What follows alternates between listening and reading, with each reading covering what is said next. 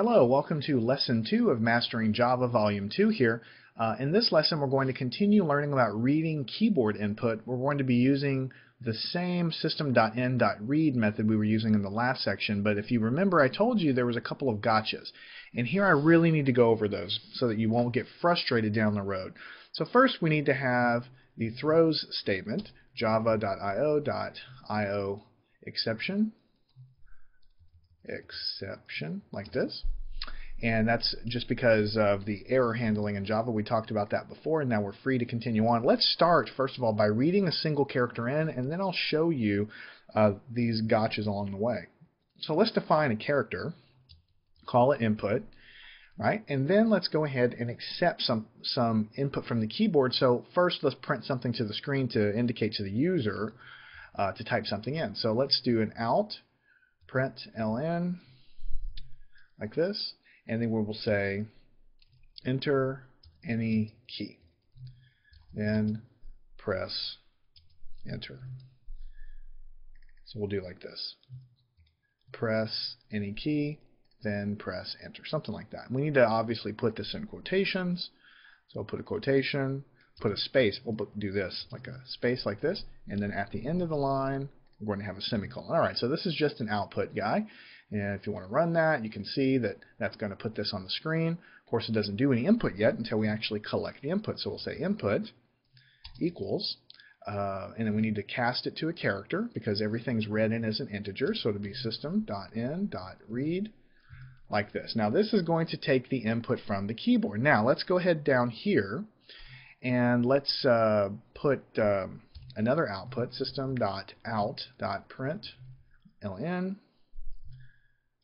you entered the key, and we'll do a plus input. So all of this stuff that we've done here is stuff we've done before. All we're doing is we're putting a message, reading an input as a character, and then we're just putting it out to the screen. So let's go ahead and hit this guy here. We can do a lowercase y, and then it'll say you entered the key y. That behaves exactly as we suspected. Now let me show you something though, right? What if we want to do this twice? What if we want to get the user to press to enter a key and then put some other text on the screen and then enter another key? Maybe we want to have two different keyboard inputs from the user. So what we're going to do after that, after we enter this guy, we might then put system.out.println, right?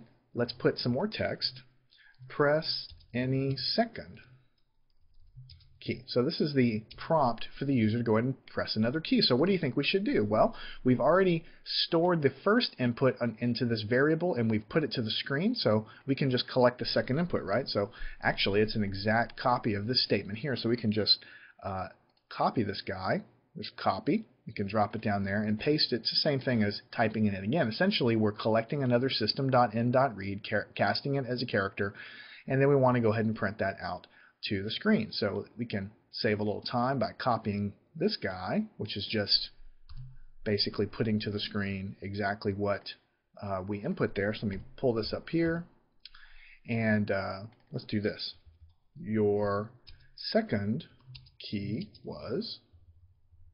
Alright, so study this for a second and make sure that you agree that you think it's going to work. Basically, we're going to enter a key, collect it, put it to the screen, and then we have another message, enter a second key, and actually I'm going to skip a line down, \n to push it down.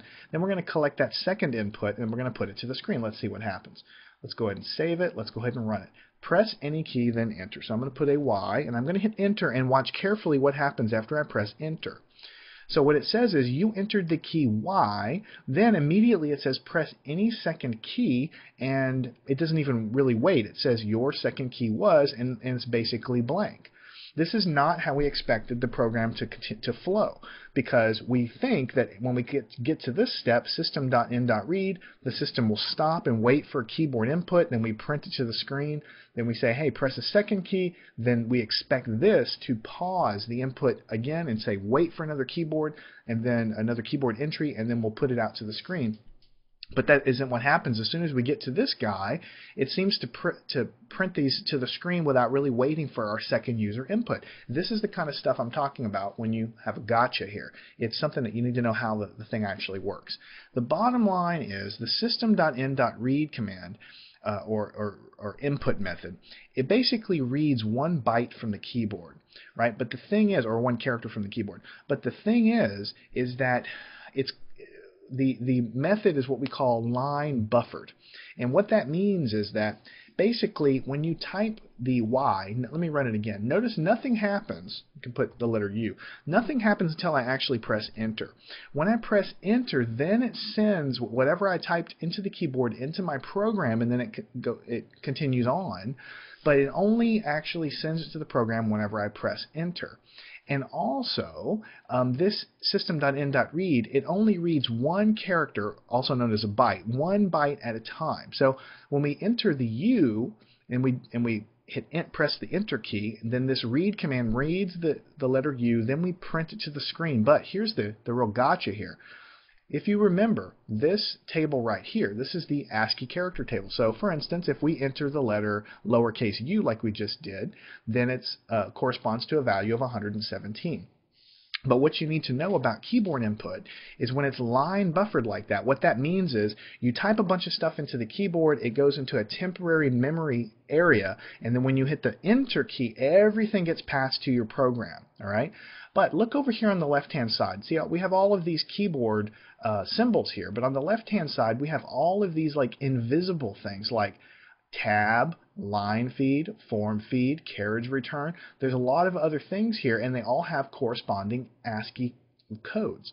So whenever you actually hit enter, whenever you type the letter U and hit enter, what you really are sending your program is the letter U, but because it's line buffered, at the end of the line you always get a carriage return, right? And you also get a line feed. The carriage return is when the cursor goes back to the beginning of the line. Like if this were my line here and I get a carriage return, that sends it to the beginning of the line. And you also get a line feed that pushes the text up a little bit like this. So you got to think back to the old days here. Like this is some of the exercises we're going to be doing here in a minute over here. I've got them in Notepad, but basically you can think of, let me go and scroll it off the screen. If I enter the letter U and then hit enter, notice how when I hit enter, the cursor goes back to the beginning of the line and it skips down a line. So going back to the beginning of the line is the carriage return. The line feed is pushing the cursor down to the next line. So the bottom line is, whenever you hit the letter U and press enter, you're getting the letter U, which corresponds to 117 sent to the program, but you're also getting this invisible carriage return, which is decimal or integer 13. You're also getting a line feed, which is another character, which is invisible. So they're non-printable, but they're in the input stream, right? So then the bottom line is when you get down to your second part here, the second system.in.read, it goes into that little buffer area of memory to see what's in the keyboard buffer, and it sees that there's still a carriage return and there's still a line feed in there. So it doesn't wait for another enter. It sees that there's something already in memory waiting to be read, and it reads it in. So it reads this invisible carriage return, and then it prints an invisible carriage return right here. So that is why Java, the default way of doing this here, the easiest way to do this here with system.in.read is very nice if you're just reading 1 character, but it's got some gotchas, because if you try to do 2 sequential reads, basically these invisible characters at the end of the keyboard buffer cause problems. So the way you get around it, that's really all we care about, is after we read the first letter here, this one right here, we need to do a couple of more reads. So let me go ahead and copy this. I'm going to do Control-C copy. I'm going to do a paste here, and I'm going to do a paste here. What we're doing here by inserting these guys is we're reading those 2 invisible items, the carriage return and the line feed, and we are basically reading them and discarding them. So what's going to happen here is we're going to read the first character, we're going to print it to the screen, the carriage return and the line feed is still in the input buffer. We're going to read the first one, discard it because we're not doing anything with it. We're going to read the second, discard it because we're not doing anything with it. Now the buffer is empty so that when we get to our next read, it's actually going to pause and wait for us to type something. So let's go ahead and save this, and hit enter. So our first guy is a U. Now we'll hit enter and notice that it says you type the key U and it's waiting for another input. That's because these two reads right here emptied out our buffer of the carriage return and the line feed, those invisible characters there, and now because it's empty, then when we get to this read down here, it waits for us. So let's go ahead and type a J, and then it says your second key was J. That's really what you need to know about using system.in.read. If you're going to read single characters in like this, then you need to, after each read, then you need to kind of do two dummy reads like this to get it primed and ready for the next one like that. Now notice after this read right here, there's still another carriage return and a line feed from my second entry, but I don't do anything with it because I don't care. My program's done. If I were going to do another keyboard input, I'd have to paste two more of these guys to kind of clear the buffer and so on. And you know, along these lines, you can do some other interesting things as well. So this works fine if I'm going to do single character input, but what if I accidentally type in two characters? What if it's an accident? What if I type instead of a R, I put R and a T. So here I've put two characters in the buffer, plus when I hit enter, I'm going to get a carriage return and a line feed. Then what's going to happen is, again, it's not going to wait for me because this read reads the R in, this dummy read is going to read the T in, this dummy read is going to read the carriage return, which is invisible, and then when we get to this one, it's just going to read the line feed, which is invisible at the end as well. So if I accidentally enter more than one guy there, if I have two characters there, then I can just insert a third dummy read and everything should be okay. So if I do T then U, then the program should behave properly. Notice that it tells me that I entered a T because it's only reading the first guy there, the first byte, and if I have an E, let's say, then my second character was E. So, you know, a lot of this stuff in Java is stuff that you're going to use here in the beginning. You know, we're doing these early programs. You're not going to use them a lot when we get to more complicated programs because there are more powerful and more robust ways to read keyboard input in Java, and we're going to get to those very soon. But I just wanted to make sure you understand this gotcha because it's very common for you to take a keyboard entry, a single character, do something with it, and then try to read a second input from the user. And if you don't know to do two dummy reads right here to get rid of the invisible carriage return and line feed, then you're just going to be beating your head against the wall for no reason, and that's because of the way it handles it. It's line buffered. When you press enter, you get a carriage return and line feed that are waiting there. If you don't read them and discard them, then when you get down to your next read, Java's going to be reading those guys in there. One more thing I'm going to do here before I close is I want to, you know, I don't want to kind of flog, you know, this into the ground, but I think it's really interesting that you understand how all this works. So what I want to do is, notice we're reading our first input, and then we're reading the carriage return and the line feed and throwing them away, and then we're reading our second input. Let's go ahead and print out the ASCII codes for these invisible characters just to convince yourself that that's actually what's happening. So what I'm going to do to show you how to do that is I'm going to declare an integer called input2. Input2.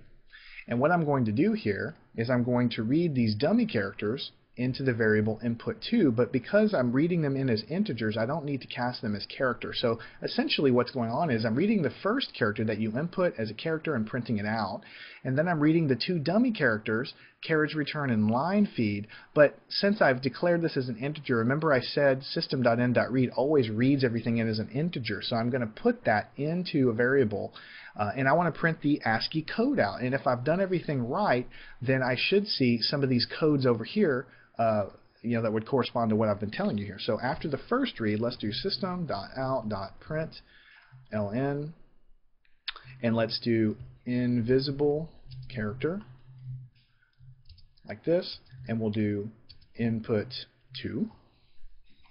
And then I'm going to copy this. I'm going to hit Command C or Control C, and then after the second one I'm going to print the same thing back. So when we read our first dummy, we should see the code that corresponds, the ASCII code that corresponds to it. We read the second dummy in, we should see the invisible code that corresponds to that, and then of course we'll get to our guy there. So let's go and take our first input as an R. You entered the key R. The first invisible character that's read by the first dummy is 13, the second one is 10. So let's go over here and see, look, 13 is the carriage return, 10 is the line feed. So that's proving to you that after the user input those two characters, the integer 13, which corresponds to this, and the integer 10, which corresponds to this, those are in the input stream. That's what I'm reading here and tossing away. In this case, I'm putting them to the screen so you can see them. And then I can enter, since I've emptied the buffer, it's waiting now for an input on this third read down here, or I should say this last read down there, and then the program continues. Your second key was I. I just wanted to put that in there to kind of prove to you what's going on here. So make sure you understand this. Go do the exercises. It's something that's interesting to know. Even if you never use system.in.read in a real program, it's important for you to understand how the keyboard buffer works. These invisible ASCII characters and things are things that you're going to benefit from going down the road, just learning how computers work, really. And that's kind of one of the reasons why I'm diving in so deeply into this area.